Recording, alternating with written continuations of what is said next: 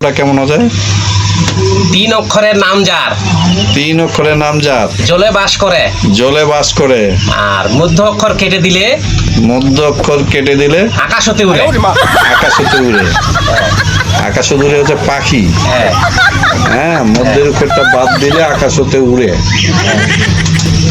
তাহলে কি মাঝখানে কি? চিতল মাছ। হ্যাঁ।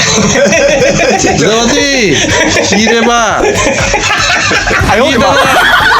তোটা যদি বাদ দিতেন, হ্যাঁ, তাহলে হয়ে গেল চিল। চিল তো আকাশ উড়ে। হ্যাঁ, তা দেখেন 3 অক্ষরের নাম যার, জলে বাস করে, মাঝের অক্ষর বাদ দিলে আকাশ হতে উড়ে।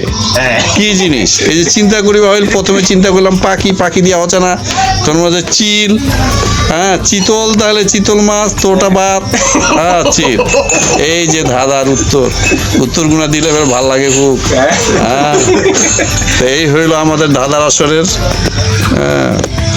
আজকের ধাঁধার উত্তর চিতল মাছ।